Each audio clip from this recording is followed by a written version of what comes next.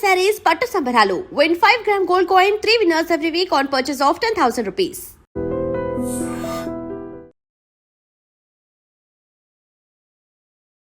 నమస్కారం, welcome to I dream. ధర్మ మార్గం విత్ విజిత కార్యక్రమానికి స్వాగతం.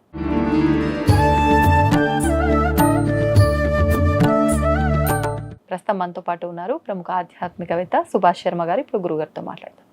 నమస్కారం అండి. శ్రీమాత్రినమండి. గురుగారు, ఐశ్వర్యం ఈశ్వరాధీనం అని అంటూ ఉంటారు.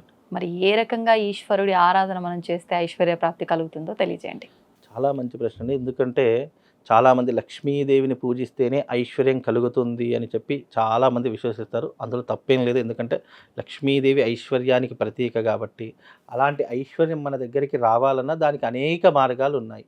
శివారాధన చేసుకోవచ్చు, కుబేరుడి యొక్క ఆరాధన చేసుకోవచ్చు, అలాగే లక్ష్మీదేవి యొక్క ఆరాధన చేసుకోవచ్చు, గణేష ఉపాసన చేసుకోవచ్చు. లక్ష్మి అంటే అర్థం ఏంటి అని అంటే కనుక దానికి చాలా అంటే ఒక్కొక్క శాస్త్రంలో ఒక్కొక్క విధానంతో పొందుపరిచినటువంటి విధానాలు చాలా మట్టుకు ఉన్నాయి.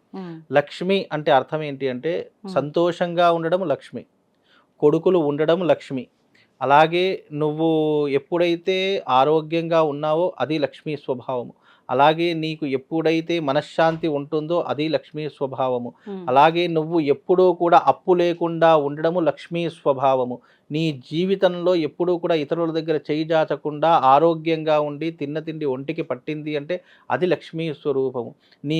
నువ్వు కన్న బిడ్డలు ఎప్పుడైతే నిన్ను ఉన్నత స్థాయిలో కూర్చోబెడతారో, నిన్ను గొప్ప కీర్తివంతుని చేస్తారో అది లక్ష్మీప్రదము. అంటే లక్ష్మీకి ఇన్ని అర్థాలు. డబ్బు ఉండడం ఒక్కటే లక్ష్మీ కాదు. అలా డబ్బు ఉన్నవాడే గొప్పవాడు, డబ్బు ఉన్నవాడే అన్ని రకాలుగా ఏదైనా సాధించగలడు అంటే ప్రపంచంలో చాలామంది ఉన్నారు. కానీ డబ్బున్న ఉన్నంత మాత్రాన ఎవడు కూడా లక్ష్మీపుత్రుడు కాలేడు. ఎప్పుడైతే మనం సుఖము, సంతోషము, ఆరోగ్యము, ఆనందము ఇవన్నీ అనుభవిస్తామో అంతకు మించినటువంటి గొప్ప లక్ష్మి ఇంకొకటి లేదు అని శాస్త్రం.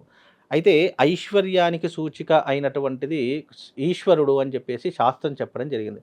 అంటే ఈశ్వరుడి యొక్క ఆరాధనలో ఎన్నో భాగాలు ఉన్నాయి.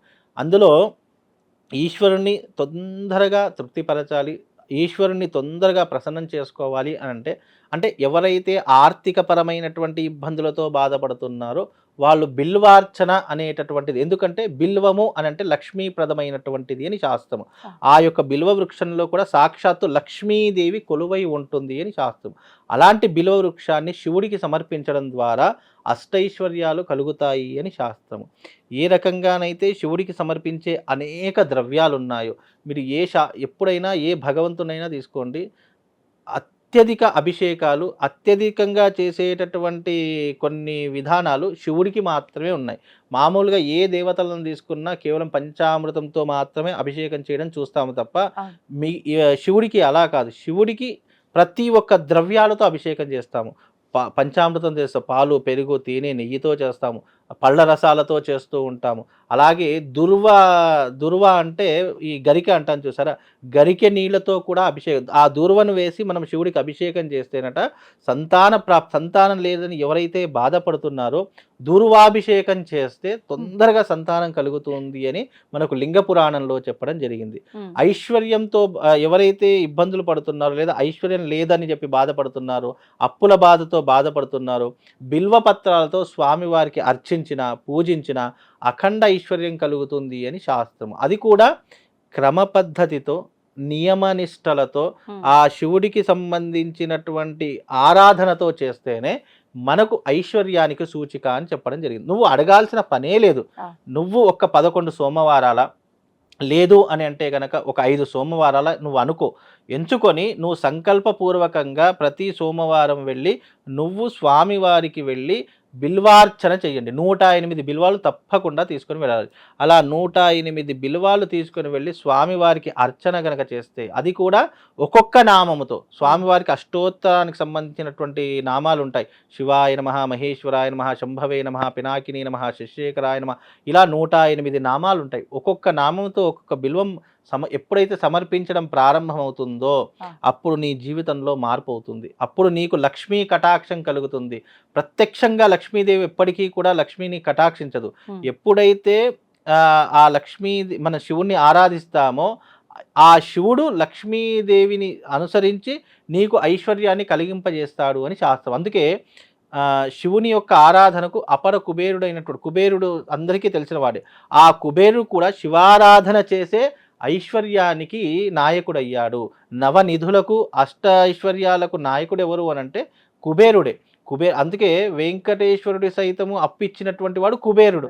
ఎందుకు డైరెక్ట్ లక్ష్మీదేవికి అడగొచ్చు కదా వెంకటేశ్వర స్వామి ఎందుకు అంటే నవనిధులు రావాలన్నా నీకు డబ్బు రావాలన్నా ఫస్ట్ కుబేరుడు. కుబేరుడు శివుడు ఇవ్వాలి అని అంటే ఎవరైతే ఎవరైతే కుబేరుడికి అప్పిచ్చారో అలాంటి వాడే శివుడు అని శాస్త్రం చెప్తుంది.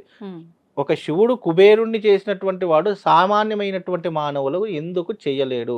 100% చేస్తాడు. కానీ నువ్వు నమ్మి చేస్తే, భక్తి భావనతో చేస్తేనే అది సాధ్యపడుతుంది తప్ప ఏదో నేను చేయమన్నాను కదా అని చెప్పేసి, లేదా శాస్త్రం చెప్పిందని కాదు. ఎన్ని శాస్త్రాలు చెప్పినా, ఎన్ని రకాలైన పురాణాలు చెప్పినా, నీలో భక్తి భావన లేకపోయినా, నీలో నమ్మకం లేకపోయినా, నువ్వు ఎన్ని రకాల విధానాలు చేసినా అవి శూన్యంగానే ఉంటూ ఉంటాయి. కాబట్టి ఫస్ట్ నువ్వు మార్చుకోవాల్సింది భక్తి. అంటే శివుడు ఉన్నాడు, నన్ను తప్పకుండా మారుస్తాడు అని నమ్మాలి. రెండవది శాస్త్రం ఏం చెప్పింది నేను మారడానికి అనేది నమ్మాలి. అలాగే నాకు లక్ష్మీ కటాక్షం కావాలి, సిరి సంపదలు రావాలంటే ఏ రకంగా పూజించాలి అనేటట్టు నువ్వు ఈ 3 విధానాలు తెలుసుకుంటే మీరన్నట్టుగా ఐశ్వర్య ప్రాప్తి కలుగుతుంది. శివుడి యొక్క సంపూర్ణమైనటువంటి అనుగ్రహం తప్పకుండా ఎవరైతే ఈ విధానాలు పాటించారో ఆ సాధకుడికి కలుగుతుంది. ధన్యవాదాలు గురుగారు.